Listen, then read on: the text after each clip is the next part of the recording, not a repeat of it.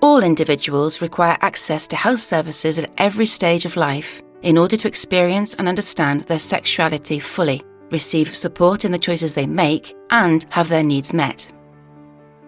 This is what the sexual and reproductive health continuum means. Young people, on reaching adolescence, must be informed of their rights, contraceptive methods, sexually transmitted infections, and the health services available. They must have control over their own body and be free to choose their partner, whether to live as a couple and whether to have children. This is what is called Sexual and Reproductive Health and Rights, SRHR. Some people encounter major barriers to accessing and asserting their SRHR due to their sex, sexual orientation, gender identity, age, social class, ethnicity, membership of a minority group, or disability. The challenge is to improve understanding of these social inequalities through a gender-based intersectional approach by working especially with community organisations, women's organisations, and feminist movements. Médecins du Monde is fighting for SRHR by prioritising 3 often overlooked aspects that represent breakpoints in the SRHR continuum. These aspects are unwanted pregnancies, cervical cancer, and universal access to SRHR in humanitarian settings, with particular emphasis on preventing and responding to gender-based violence, GBV.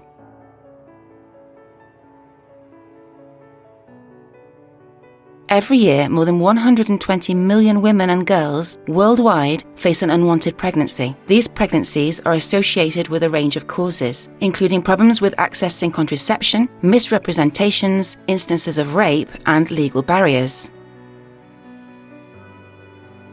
40% of women of childbearing age live in countries subject to restrictive abortion laws or in countries where abortion is legal but is neither available nor accessible.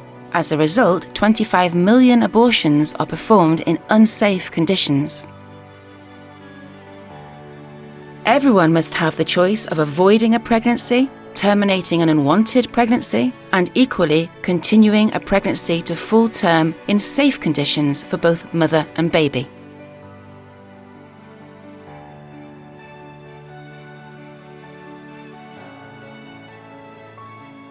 More than 70% of women and girls suffer gender-based violence in countries affected by a crisis. In countries in crisis, the risk of maternal death is 90 times higher than in developed countries due to the collapse of their healthcare systems. SRHR needs must be taken into account in all crisis settings, and this includes being extra vigilant in preventing and responding to GBV. GBV survivors must feel that they can openly report the violence suffered and that they are listened to and receive the support they need.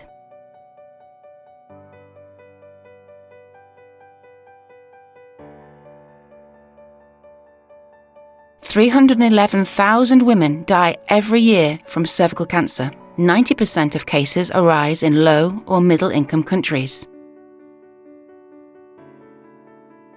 As cervical cancer is a preventable and eradicable disease, we must eliminate it by vaccinating against HPV and by screening for and treating precancerous lesions.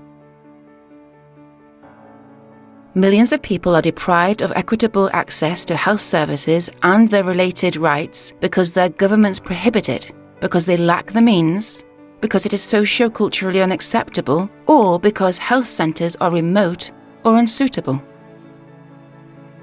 When SRHR will be respected, numbers of unwanted pregnancies and unsafe abortions will be reduced by more than 2/3. Women will no longer die of cervical cancer. Maternal deaths will drop by 1/3.